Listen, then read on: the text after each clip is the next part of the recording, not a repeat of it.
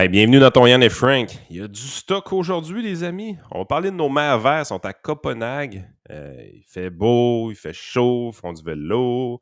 La victime du jour, Frank, nous a concocté quelque chose. Il est indécis entre GND et un blackface virtuel. Là. En tout cas, je sais pas qu'est-ce qu'il va choisir. Legault se lance des fleurs avec le chemin Roxham, mais y a-tu vraiment raison de se lancer des fleurs? On va voir ça. Il y a un député libéral, M. Dong, qui est finalement sorti du caucus. Ça, c'est quelqu'un qui a demandé notamment aux Chinois de retarder la libération des deux Michaels. Fait que ça, c'est un sujet qui est très chaud au Canada anglais. Fait que je pense pas qu'on en ait parlé dans les médias francophones. Fait qu'on va vous en parler, évidemment. On va essayer de vous parler de Airbnb qui encourage les pimps, peut-être dans le Patreon. On a un audio aussi de Jack Singh, Biden et Trudeau qui est assez spécial, qu'on veut vous faire entendre. La loi de la santé qui s'en vient avec Christian Dubé. Apparemment, les colonnes du Temple vont shaker pour de vrai. Quand on vous dit qu'on a des sujets, là, c'est débile aujourd'hui. Je suis même pas sûr qu'on va tout faire, mais on vous les nomme au moins, comme ça va vous inciter à aller chercher si on n'a pas le temps de faire certains sujets.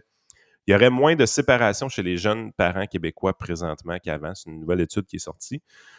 Et les fonctionnaires du Québec, est-ce qu'ils ont découvert Phoenix eux aussi? Ils ont des problèmes de paye présentement. Éric Kerr dans l'embarras. On commence le show à l'instant.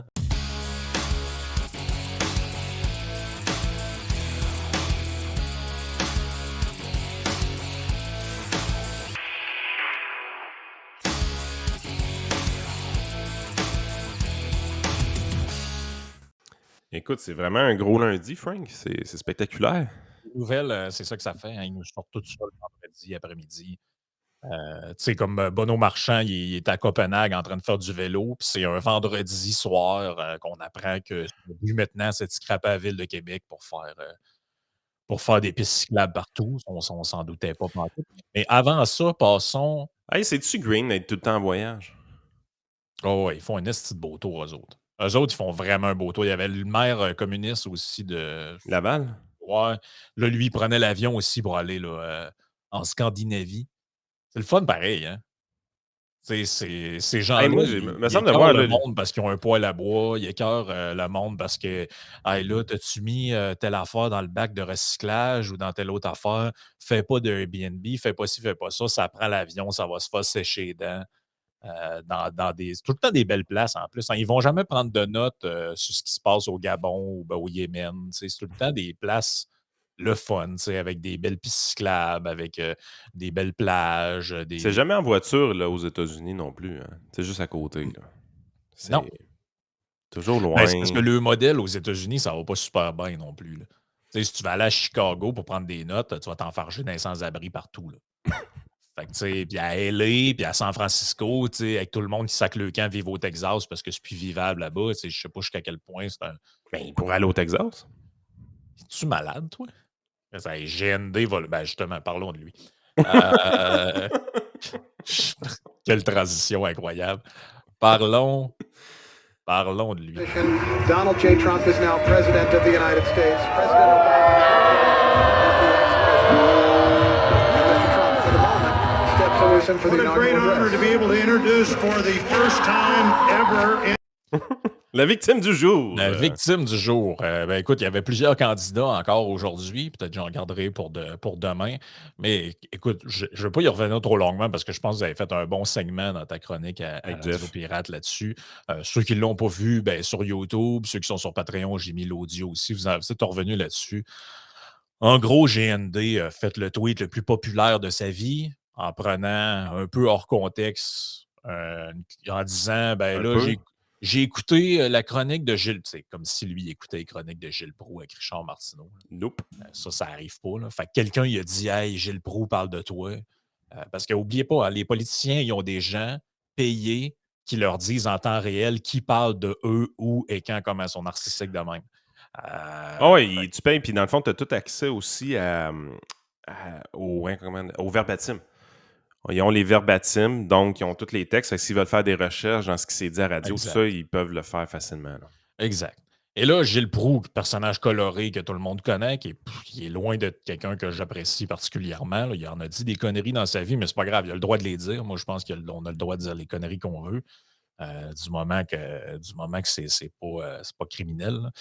Mais bref, il parle avec Richard Martineau, puis il parle de comment le Québécois, c'est un peuple de mou. Il dit, regarde comment est-ce qu'on est mou. Puis là, il parle de GND. Je l'ai l'extrait, je vais le faire entendre, c'est pas très long. Il dit, GND, quand il veut se faire élire à Montréal, il enlève les drapeaux du Québec, il enlève les références aux Français, il enlève la souveraineté, il enlève tout, puis il s'en va dans des comtés multiculturels et anglophones, puis il parle en anglais, puis il dit que c'est donc bel fun, puis il va lutter contre la nationaliste de la CAQ. Puis quand il va sur un plateau de télé, il remet sa petite pine du Québec, il dit qu'il est souverainiste, puis là, il flatte les Québécois. Autrement dit, il l'accuse d'avoir un double discours. Et là, à la fin, Puis j'ai de la misère à dire que Proulx a tort sur celle-là. c'est ça. Tu sais, je pense qu'on l'a déjà dit souvent, Québec solidaire souverainiste, c'est une joke. Là. Ben non, Il n'y a rien de souverainiste dans ce parti-là. Là. Ben non, c'est le parti le plus multiculturel présentement au Québec, c'est lui. Là. En fait, ça fait penser à... comment il s'appelait, l'ancien chef du NPD, là, Molker. Ouais. Molker, je ne sais pas si tu te rappelles, dans la dernière campagne où il était chef, il y avait 2 noms. Il y avait un nom dans l'Ouest, puis il y avait un nom ici, il s'appelait Thomas Molker, et l'autre bord, il s'appelait Tom Molker. Parce que, tu comprends? Fait que puis il y avait un double discours aussi. Quand il était ici, il disait que la laïcité du Québec, ben oui, tout est correct, puis tout. Puis quand il était dans l'Ouest, il disait qu'il fallait utiliser les tribunaux pour débouter cette loi. Fait que ça date pas d'hier avec les politiciens des doubles discours. Fait que Gilles Proulx, il met ça en avant. Puis à la fin, il dit les Anglais avaient raison de vouloir les exterminer. Il parle clairement des Québécois. Ben, pas des Québécois, mais des Canadiens français, autrement dit. C'est même pas exterminer, c'est achever. Genre. Il avait raison de vouloir les achever.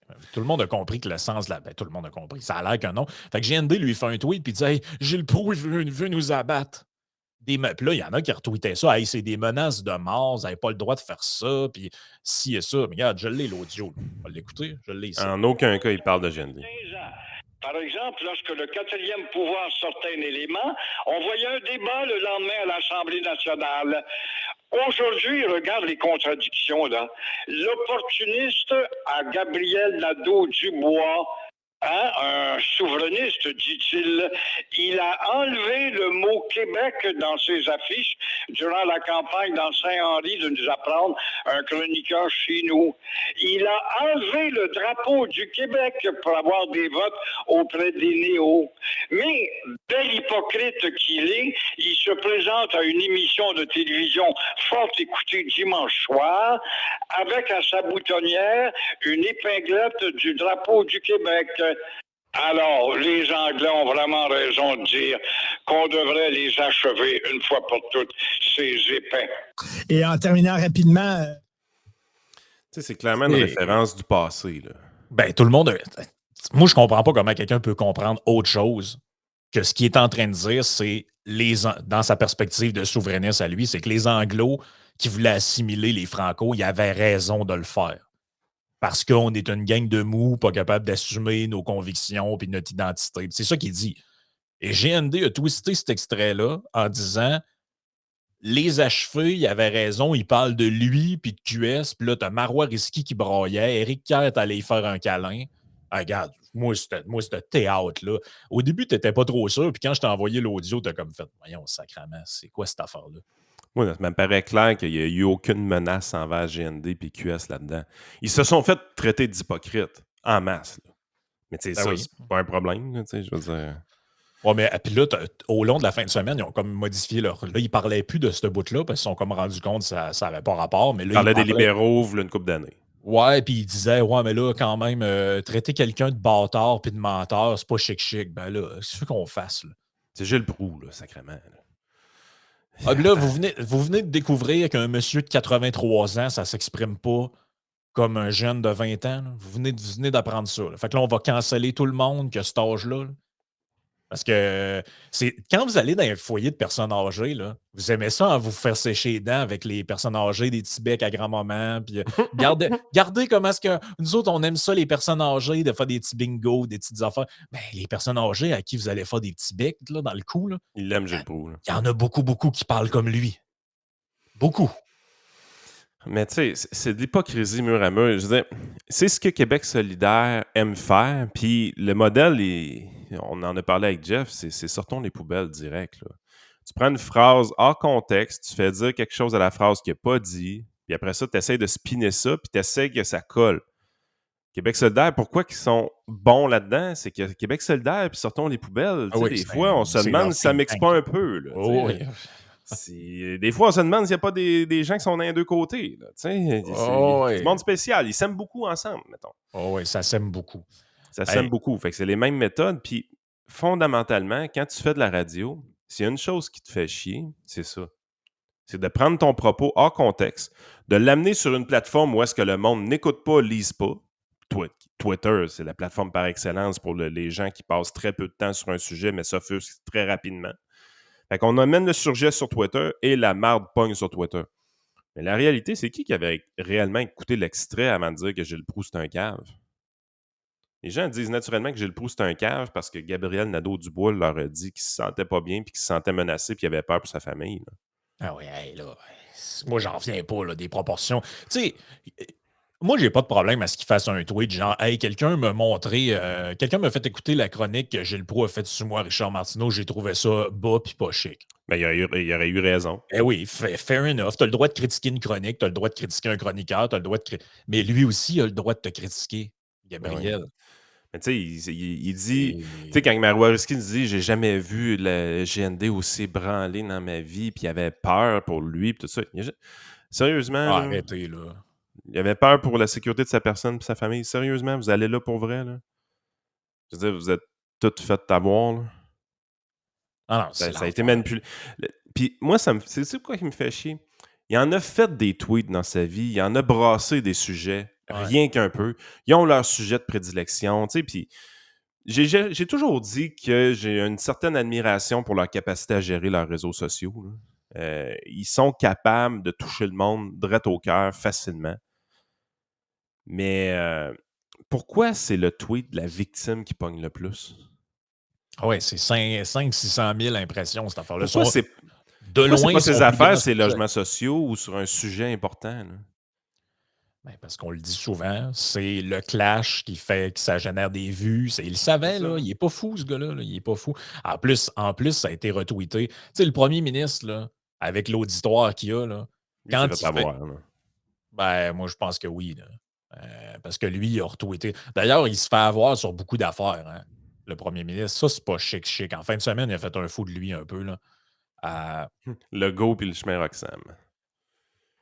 Il fait une petite série de tweets. Le chemin Roxham sera enfin fermé. C'est une belle victoire pour le Québec. Je veux remercier toute l'équipe du gouvernement du Québec qui a mis beaucoup de pression sur le fédéral. Et là, il dit, je suis vraiment fier d'Eddie Van Roberge, Martine Biron en voyage et l'autre, là, qu'on ne sait pas trop ce qu'elle fait. Je veux aussi saluer le travail des ministères, bon, fait évidemment, là, et à la fin, le président Joe Biden. Il y a juste un problème, c'est que ce qu'on a appris par l'entremise de Radio-Canada, et je l'ai ici, je vous le repartage à l'écran.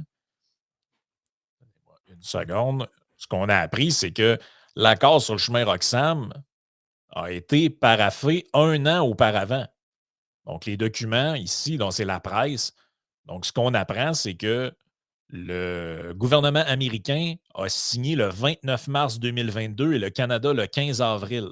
Donc, ça fait à peu près un an. Le dossier est réglé depuis longtemps. Là. Le dossier est réglé depuis longtemps. Il attendait le bon moment pour l'annoncer. Il voulait avoir Biden qui vienne parce qu'il n'était pas venu encore au Canada.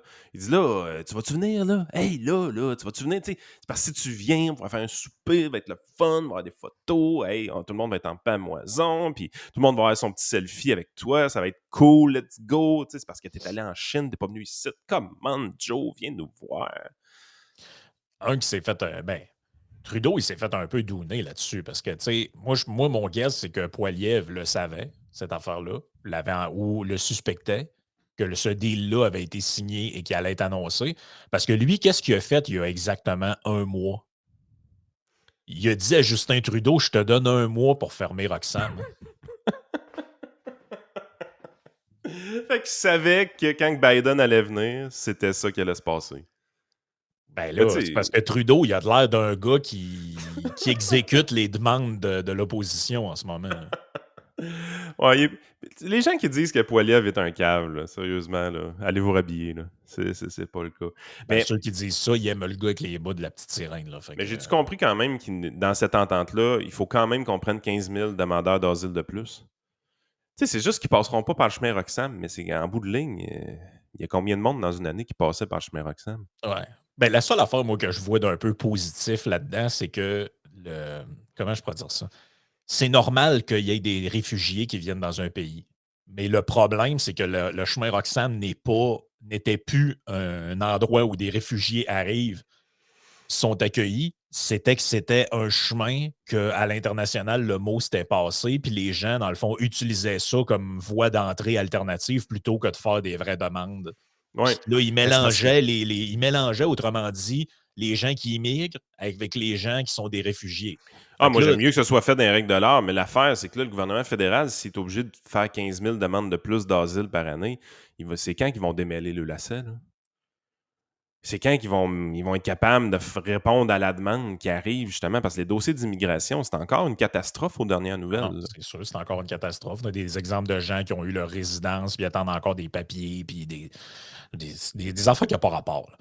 Mais moi, je suis loin d'être convaincu que ça va régler. Par contre, pour le Québec, c'est vrai que ça règle de quoi, parce que le problème, c'est que Ils venaient tout de suite. ils venaient tout de suite, puis là, le Québec ne savent plus quoi faire avec le monde. Puis là, c'est drôle parce que ça commençait à être un enjeu quand ça concernait un peu plus les Ontariens. Parce que là, ça a l'air que les hôtels à Niagara sont pleins. Là.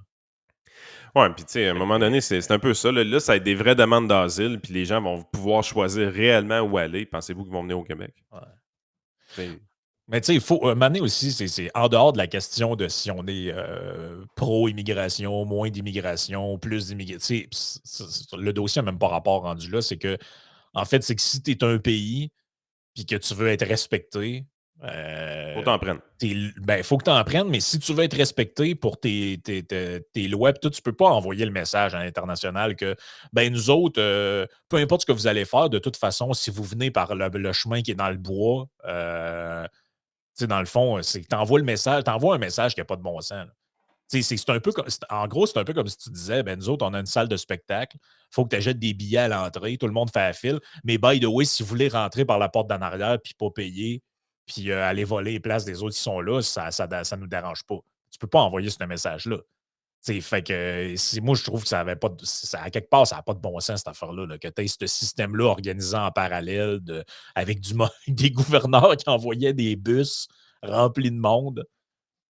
Mais tu sais, l'hypocrisie en plus là-dedans, c'est que les mêmes qui te disaient on peut rien faire, c'est compliqué, c'est ci, c'est ça. Là, en fin de semaine, ils applaudissaient tout. Hey, Biden puis Trudeau, sont-tu bons? Ils ont réglé un problème. Là, t'es comme, mais c'est pas vous autres qui nous disaient que ça n'avait pas de bon sens à parler de ça. Puis, en tout cas, c'est un peu spécial, pareil, le discours qu'il y a là-dessus. Là. Justement, continuons sur Trudeau et son bon gouvernement. Euh, Tu sais, on avait parlé justement quand on parlait de l'ingérence chinoise. Un des noms qui revenait souvent, c'était le député libéral. Lui, je pense qu'il est dans la région de Vancouver, qui a été Ouais. élu. Han Mr. Dong. Dong. Oui, Mr. Dong. Et là, il y a un gros dossier du Globe and Mail sur lui, parce que le Globe and Mail sont vraiment tombés là-dessus, eux autres, là, sont quasiment là-dessus là, à longueur de journée. Là. Et là, ce qu'on apprend, je vous l'ai mis en français là, pour que ce soit plus facile pour les gens. Là. Le député libéral Han Dong a secrètement conseillé à un diplomate chinois en 2021 de retarder la libération des two Michaels. Donc, les deux Michaels, c'est qui? C'est les deux gars qui ont été faits prisonniers en Chine suite à la détention de La madame de Huawei. la madame de Huawei, c'est ça. Donc, ça remonte à, je crois, 2018. Donc, c'est Michael Spavor puis Michael Covering. Hey, Eux c'est-tu la sont, merde pareil de te ramasser détenu dans un pays étranger juste parce qu'il y a une chicane diplomatique entre deux pays, pareil? Tu sais, t'es carrément de la monnaie d'échange. Là. C'est de la merde pareil comme situation. ouais. Et Justin Trudeau, depuis que c'est arrivé, dit ben nous autres, notre priorité, c'est de les faire libérer, puis tatati, tatata. Sauf que là, ben, ce qu'on apprend, c'est que, ben écoute ça, le député libéral Andong est au centre d'allégations d'influence chinoise. Et il l'aurait conseillé en privé à un haut diplomate chinois en 2021 de ne pas libérer Michael Covering et Michael Spavor selon deux sources distinctes de la sécurité nationale. Les deux sources ont déclaré que Dong aurait suggéré à Han Tao, le consul général de Chine à Toronto, que si Pékin libérait les deux Michaels que la Chine accuse d'espionnage, les conservateurs en bénéficieraient. À l'époque, les deux Canadiens étaient détenus par des Chinois depuis plus de 2 ans. Cependant, il était largement perçu qu'il avait été emprisonné en représailles à la détention par le Canada de Meng Wanzhou, la dirigeante de Huawei menacée d'extradition vers les États-Unis. Dong aurait également recommandé à Pékin de montrer des progrès dans les affaires Kovrig et Spaver, ont indiqué les deux sources. Une telle décision aiderait le Parti libéral au pouvoir, qui faisait face à un tollé face au traitement inhumain de Kovrig et Spaver par la Chine. Mais là, Oh, on les a honorés les deux au Parlement canadien, je pense, assez récemment. Puis on leur donnait un standing ovation. J'ai-tu vu qu'il y avait beaucoup de députés libéraux vraiment hypocrites, pareil, dans cette histoire-là? ben écoute, je sais pas qui est au courant de quoi là-dedans, mais. Tu sais, je veux dire, si vous avez un de vos députés qui a été élu grâce à l'aide de la Chine, qui est dans votre caucus, puis qui a suggéré que ces deux-là ne se soient pas trop libérés vite, puis vous osez vous lever en chambre pour applaudir les deux Michael, sérieusement, là. C'est une honte, cette partie-là, pareil. Et là, il a fait une petite déclaration en chambre, Han Dong, et il disait qu'il se retire du caucus libéral. Donc, il n'est plus en ce moment député du. Justin Trudeau va-tu s'excuser? Bon, je ne penserais pas, là. Écoute, il n'était pas au courant, puis. OK. De toute Mais façon. quand ça vient le temps de s'excuser pour des affaires qui ont eu lieu il y a 60 ans, il n'y a pas de problème. Ou il y a 150 ans, il n'y a pas de problème. Ça, il va le faire. Mais quand c'est un de ses députés dans son caucus qui agit d'une manière défavorable aux deux Michaels, il n'y a pas d'excuse? Ben lui, il va dire que c'est pas vrai, là. Ah, OK, c'est bon. Parce que Ouais, ça vient des renseignements. C'est quoi qu'elle disait, Chantal Hébert? Là? Ouais, les renseignements canadiens, des fois, ils disent pas Ça tout le temps a la l'air vérité. que. Là. Ouais, ben ça a l'air que elle, ce qu'elle disait, c'est ouais, mais là, tu sais, pensez à quand les services secrets américains ont dit à George Bush qu'il y avait des armes de destruction massive en Irak, c'est pas vrai, donc les services secrets, ils mentent tout le temps. C'est pas ça qu'elle a dit, là, mais pas loin. Mais là, Chantal, c'est pas notre grande journaliste chevronnée parfaitement neutre, ça? Finalement, on comprend qu'elle est libérale, là. Ben là, faites juste vous imaginer dans la tête si c'est Pierre Poilievre ou Stephen Harper, le premier ministre, et que cette histoire-là arrive. On a un député conservateur. Imaginez-vous-le. Imaginez la réaction des médias. Parce qu'écoute, on le sait là, que c'est un C'est deux quand qu'on poids, deux la nomme mesures. ambassadrice dans un pays européen, Chantal? Là? Ça va prendre combien de temps, vous pensez? 1 an, 2 ans, 4 ans? Ah, ça va sûrement venir. Mais tu sais qu'il y a un deux poids, deux mesures par rapport au. Si c'est libéral, conservateur ou démocrate, républicain. On Ah oui? a. Yves-François Blanchette. Ben oui. Yves-François Blanchette qui nous dit que saluer un président démocrate des États-Unis, j'aurais refusé pour Trump, est un privilège. Bien sûr, rien ni personne ne sont sans reproche, mais je le crois sincère dans un système différent et des enjeux démesurés pour un humain, de plus belle envergure que le chef d'État du Canada. Premièrement, comme l'ont fait remarquer certaines personnes, Justin Trudeau n'est pas le chef d'État, c'est le chef du gouvernement. Le chef d'État, c'est le roi. On va Mais juste tu sais, rappeler ça 2 secondes. on nous dit que saluer un président des États-Unis... Ah, il a quand même dit saluer un président démocrate des États-Unis est un Ouais. privilège. Si ça avait été républicain, ben non, là, ça, c'est pas un privilège. Ça, c'est genre, tu vas pas là, là. Si genre Trump, il vient, là, ben tu vas pas à une activité comme ça. C'est juste les démocrates qui sont respectables. Mais lui, il réagirait comment, Yves-François Blanchette, si, mettons, le Québec était un pays indépendant et que des gens refusaient de... Tu sais, mettons que le Québec devient un pays indépendant et que le président du Québec, parce ce qu'on comprend, c'est une république qui voulait faire, le président du Québec s'en va dans une réunion du G8 ou peu importe, du G7, ou je sais pas quoi, ils sont invités là, pour venir réchauffer un banc quelque part. Et le président des États-Unis, qui est là, ou le président de la France, ou peu importe, refuse parce qu'il dit ben moi, un séditionniste, là, je ne sers pas la main à ça. Qu'est-ce qu'il Ben, ferait? Ben, ça ferait à peu près comme les joueurs de hockey ou les joueurs de football, tout ça, qui refusaient d'aller serrer la main à Obama. Tu sais, on se rappelle tous de Tim Thomas. Ben oui, Tim Thomas. Tim Thomas, c'est un salaud, OK. Là, il y a combien d'équipes qui ont refusé d'aller serrer la main à Donald Trump? Les autres, c'était correct. Ben même, il mettait quasiment de la pression pour qu'il y en a qui n'y allent pas. Parce que Tu tu te sais, t'es rappelles là, que tu quand dis... c'est les Capitals qui ont gagné la Coupe Stanley, Ouais. puis qui devaient aller, qui sont allés, je pense, à Maison-Blanche, puis là, tu avais des articles de journaux. Ouais, est-ce que Devante Smith-Pelé, là, il ira pas vu qu'il est noir? C'est-tu cheap, pareil? Là, t'es là. Premièrement, tu sais, c'est un genre joueur de 8e trio là, à ce moment-là. Je sais pas pourquoi vous faites des articles sur lui. Là. On va se dire ça de même. Là. C'est vraiment pas un élément important. Là. Mettons s'il C'est est pas pas là. mal plus grave d'avoir Alex Ovechkin, qui est fondamentalement un espion russe. Là. Oui, évidemment. Hey, d'ailleurs, parlant de ça, on a un peu appris Tant qu'à pourquoi. délirer, tu sais. Mais on a un peu appris pourquoi Ovechkin, il était tranquille sur Poutine puis tout, là, parce que tout le monde disait pourquoi il dénonce pas son père malade en fin de vie est Il est en en Russie. Russie. Ah. Puis Il va fermer sa gueule. ben, là, il est décédé, son père. OK. Mais lui, dans le fond, il a pris l'avion pour aller voir son père, puis là, il est revenu. Mais tu comprends que si il s'ouvre la trappe et il fait des déclarations, il peut Il se va faire pas voir barrer son du père. pays, puis son père, il meurt tout seul séché d'un litre. Là. Et là, sa mère, de ce qu'on comprend, sa mère est maintenant aux États-Unis. Là, parce Elle s'en vient. que, ben là, moi, je pense qu'on va peut-être avoir un changement de ton. Là. C'est ça, les gens ne sont pas capables de s'imaginer qu'il y a des intérêts humains en arrière de ça. Là. C'est bien beau, là, tes drapeaux de l'Ukraine puis tes seringues sur Twitter, là, mais si c'est ta famille que leur vie est en danger ou c'est ton accès à tes parents malades qui est mis en danger, on s'en reparlera de ta fidélité à telle cause. Ouais, puis les seringues, c'est quand qu'ils disparaissent sur Twitter? Là, tu sais, je pense que c'est fini. Ça fait un bout. Là. C'est quelqu'un qui en ajoute encore des seringues? Là? Ouais, j'ai eu ma 8e dose. Je sais pas, moi, je compte plus les vagues ni les Ça va prendre une seringues. nouvelle cause plus intense. Ouais, ben c'est le thermomètre. Moi, je pensais que ça allait être le thermomètre. Là. Ah, la Avec planète brûle. ouais, la terre saute. Là. Aujourd'hui, j'ai mangé des sprouts puis une sandwich à luzerne. Fait que voici, je suis un bon citoyen. Fait que, tu sais, au lieu de mettre des photos de tes tests, tu vas mettre une photo de, je sais pas, moi, ton gazon plein de pissenlit pour dire que tu es une bonne personne qui n'a pas mis de Roundup. Hey, Ou, t'avais un voilà. audio avec Jack Mid puis Biden. Ah oui. Je sais pas si on va l'entendre, honnêtement, parce que c'est vraiment pas fort, mais on voit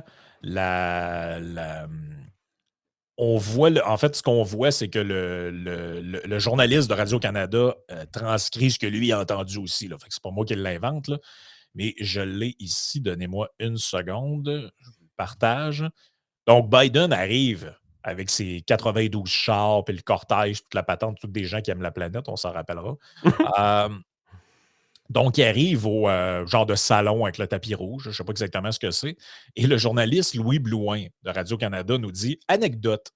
Quand Potus serre la main de Jack Metzing, Justin Trudeau dit au président He's the one who support us, help us get things done. Traduction, c'est lui qui nous appuie, c'est lui qui nous aide à accomplir des choses. Et là, je ne sais pas si on va l'entendre, mais on les voit ici. Là. Donc, Pierre Poilievre est là. Ici, c'est Jack Metz. Ça, c'est la Madame Verte. Madame May est encore là, elle. Oui, elle est éternelle. Puis le bonhomme ici, là, avec les cheveux blancs, c'est Biden. Je ne sais pas s'il est au courant, mais c'est lui. Ah, peut-être un petit peu. Je ne suis pas sur le bon paramètre audio.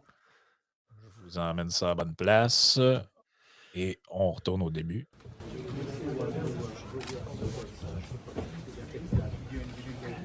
Je sais pas si vous l'entendez, là, mais c'est carrément ça qu'il dit. Là. Il dit He's the one who support us. He help us get things done. Donc, dans le fond, lui, autrement dit, lui, c'est notre marionnette. Ouais, Hey, mais là, la marionnette, elle va nous coûter de l'argent. D'ailleurs, c'est le budget fédéral demain, si je me trompe pas. Ouais. Il va-tu être Puis, assez féministe? Ouais, mais c'est pas ça qui m'inquiète, moi. C'est justement Ouais, ça inquiète beaucoup de gens, ça, Yann. le fait que le NPD ait les deux mains dans le budget, ça m'énerve en sacrement, là.